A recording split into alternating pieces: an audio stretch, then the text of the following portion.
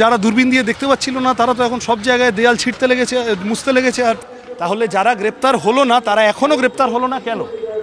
যা করেছেন তাতে করে মোটামুটি গোটা বাংলার নাক কাটা গেছে। যখন আসবে তখন ঝড়ের মতো আসবে। যাদবপুর লোকসভা কেন্দ্রে এবার বামেদের তুরুপের তাস সৃজন ভট্টাচার্য, একদম তরুণ মুখ, তাজা যুবক, ভোটে এবারে প্রার্থী হয়েছে। আমি একটু কথা বলি সৃজনের সাথে। রবিবাসরীয় বাজার তিনি প্রচার শুরুও করেছেন।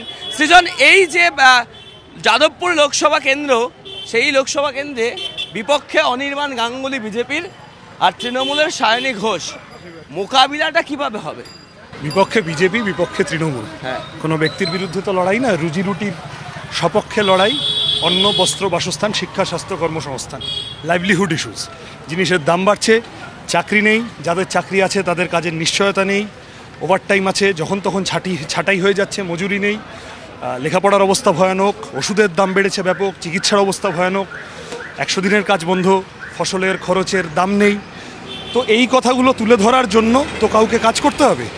যাদবপুরের এমপি পার্লামেন্টে কম থাকবেন, টিকটকে বেশি থাকবেন, এটা যাদবপুরের মানুষের ভালো লাগেনি, সেই কারণে লড়তে নেমেছি। আচ্ছা, এই যাদবপুর কেন্দ্র নামটাও সৃজনশীল ভাবনা কিছু রয়েছে যাদবপুর নিয়ে? আরে যাদবপুরে মানুষের কাছে যাওয়ার জন্য এক তো হচ্ছে পায়ে হেঁটে যতটা পারা যায়, মুখোমুখি কথা বলা, মানুষের জীবন যন্ত্রণা বোঝা, আর তাছাড়া বিভিন্ন রকম ক্যাম্পেন কন্টেন্ট, বিভিন্ন রকম গান, মিম, কার্টুন, ইন্টারেস্টিং দেওয়াল লিখন। কিন্তু দেওয়াল যা লিখছি, বামপন্থীদের যারা দূরবীন দিয়ে দেখতে পাচ্ছিল না তারা তো এখন সব জায়গায় দেয়াল ছিঁড়তে লেগেছে, মুছতে লেগেছে, আর ফ্লেক্স ছিঁড়তে লেগেছে। এই টালিগঞ্জে দেখলাম 2-4টে ঘটনা হয়েছে যেখানে রাতের অন্ধকারে তৃণমূল ফ্লেক্স ছিঁড়তে শুরু করেছে। আমাদের সৃজনশীল ভাবনাগুলো জমিয়ে রেখেছি, যখন আসবে তখন ঝড়ের মতো আসবে। ফ্লেক্স ছিঁড়ে দেয়ালে কালি লেপে সেই ভাবনা আটকে রাখা যাবে না। প্রশ্নটা হচ্ছে, যাদবপুর তো বামেদের একটা দুর্গ বলেই পরিচিত, আমরা জানি। ছাত্র রাজনীতি শুরু হয়, সেখানেও লাল রঙকে নিয়েই মানুষ বেশি কাজ করতে ভালোবাসে। যাদবপুরের ছাত্র আন্দোলনের ক্ষেত্রে বামেদের একটা বড় ভূমিকা। তো তুমিও তো ছাত্র রাজনীতি করেছো, তো এবার কি যাদবপুরে এই বামেদের একটা এক্স ফ্যাক্টর হয়ে যাবে?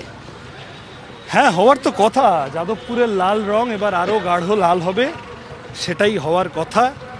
ভোট সবাই নিজের মতো করে দিতে পারুন। যাদবপুর মানে তো শুধু যাদবপুর বিধানসভা নয়, ভাঙড়, বারুইপুর, সোনারপুর সব মিলিয়ে অভূতপূর্ব রেজাল্ট হবে বামপন্থীদের সপক্ষে।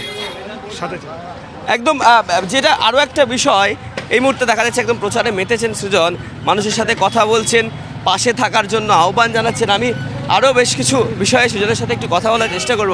আচ্ছা, এই যাদবপুর বিশ্ববিদ্যালয়ে ছাত্র মৃত্যুর একটা ঘটনা ঘটেছিল, সেই সময় বামেদের দিকে তীব্র আক্রমণ হয়েছিল, সেই সব কিছু কি সামলে নিয়ে আবার নতুন করে যাদবপুর এলাকায় প্রচারটা শুরু হলো? বা মিথ্যা কথা বলেছিলেন তো মুখ্যমন্ত্রী। আমি এইভাবে বলতে না পারলেই ভালো হতো, কিন্তু রাজ্যের মুখ্যমন্ত্রী সত্যি কথা বলেননি। এসএফআই বিরোধী কতগুলো ছাত্র মঞ্চ, যার সাথে তৃণমূলের যথেষ্ট যোগাযোগ, সেই মঞ্চগুলির নেতারা একটার পর একটা গ্রেপ্তার হয়েছিল। আমি এখন তোমায় প্রশ্ন করছি, 7 মাস 8 মাস হয়ে গেছে তো, এখন বলো তো ওই যে বাচ্চা ছেলেটার জন্য যে মানুষগুলো, যারা গ্রেপ্তার হলো, আশীর্বাদ চাইছি, তাদের এখন স্ট্যাটাস কি? তারা যে আটক হলো, কেউ অনেকে আটক হলো না। ইউনিভার্সিটি তদন্ত করে যাদের সাসপেন্ড করলো, তারা অনেকে গ্রেপ্তার হলো না। তাহলে যারা গ্রেপ্তার হলো না তারা এখনও গ্রেপ্তার হলো না কেন? আশীর্বাদ চাইছি। এবং আসলে মমতা ব্যানার্জি ওই তদন্ত হোক এবং বাচ্চা ছেলেটি সুবিচার পাক, সেটা উনি চাননি। আজকে নাকতলায় প্রচার রবিবারের সকাল থেকে। এই নাকতলা বছর 2 আগে কিন্তু এটা উত্তাল হয়েছিল। শিক্ষামন্ত্রী পার্থ চট্টোপাধ্যায়ের বাড়িতে এজেন্সির হানা, গ্রেপ্তারি, এবং এই নাকতলা নিয়ে একটা অন্য ধারণা মানুষের সৃষ্টি হয়েছিল। সেই ধারণাটা কি বদলেছে, নাকি বামেরাই বদলে দেবে সেই ধারণা? না, নাকতলার মানুষকে পার্থ চ্যাটার্জি দিয়ে চিহ্নিত করা বা পরিচিত করার তো কোনো মানে হয় না। ঠিকই শিক্ষামন্ত্রী ছিলেন, যা করেছেন তাতে করে মোটামুটি গোটা বাংলার নাক কাটা গেছে। শুধু নাকতলার নয়, গোটা বাংলার নাক কাটা গেছে। কিন্তু নাকতলার মানুষও just like any other place. Partha Chattopadhyay, Anubrata Mondal, Manik Bhattacharya এবং এখন যারা বাইরে আছেন, কয়লা, গরু, বালি, চাকরি, লটারিতে যারা বাইরে আছেন, যারা বুক ফুলিয়ে বেড়াচ্ছেন, কেউ প্রার্থী হয়েছেন, তাদের বিরুদ্ধেই আছেন। তাদের চুরি ডাকাতি পছন্দ করেননি। একদম শেষের দিকে এগিয়ে যাব, প্রচার পর্ব চলছে, জমজমাট প্রচার রবিবারের সৃজনের। একদম শেষ দিকেই যাই।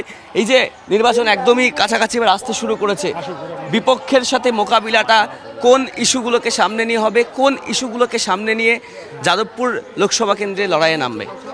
আমরা রুজি রুটির কথা নিয়ে মানুষের কাছে যাচ্ছি। আমি আবার বললাম, তৃণমূল বিজেপির ইচ্ছা থাকবে ভোটটাকে হিন্দু মুসলমান, বাঙালি অবাঙালি ইত্যাদি করিয়ে দেওয়া। আমাদের লক্ষ্য রাজনীতিবিদদের যা কাজ সেইটা মানুষকে স্মরণ করানো। রাদার মানুষ বামপন্থীদের ভোট দিলে তৃণমূল বিজেপির রাজনীতিবিদরাও বুঝবেন যে জল কল আলো রাস্তা বা জিনিসের দাম বা চাকরি, স্কুল কলেজ হাসপাতাল, এগুলো নিয়ে রাজনীতিবিদদের কাজ করা উচিত। এগুলোই আমার ইস্যু। মানুষ কিভাবে সৃজনকে গ্রহণ করছে? অসাধারণ। মানুষের ব্যাপক স্বতঃস্ফূর্ত সাড়া পাচ্ছি, ভালোবাসা পাচ্ছি। অর্থাৎ এই যাদবপুর লোকসভা কেন্দ্রে একটা হাই ভোল্টেজ লড়াই হওয়ার সম্ভাবনা কিন্তু রয়েছে। তার কারণ বিজেপির তরফে অনির্বাণ গাঙ্গুলি, তৃণমূল কংগ্রেসের প্রার্থী হয়েছেন সায়নী ঘোষ, কিন্তু বামেদের তুরুপের তাস সৃজন ভট্টাচার্য। আর রবিবারের সকালে সেই নাকতলা, যে নাকতলাকে নিয়ে বছর দুই আগে বহু বিতর্কের জল গড়িয়েছিল, সেই নাকতলায় প্রচার সারছেন সৃজন ভট্টাচার্য। পৌঁছে যাচ্ছেন মানুষের কাছে, চাইছেন আশীর্বাদ, ভালোবাসা এবং পাশে থাকার অঙ্গীকার। এছাড়াও রাজনীতির একাধিক বিষয়ে প্রচারের ফাঁকেই অকপট তরুণ তুর্কি সৃজন। ক্যামেরায় দেবব্রতর সাথে অরিত্র, TV9 বাংলা।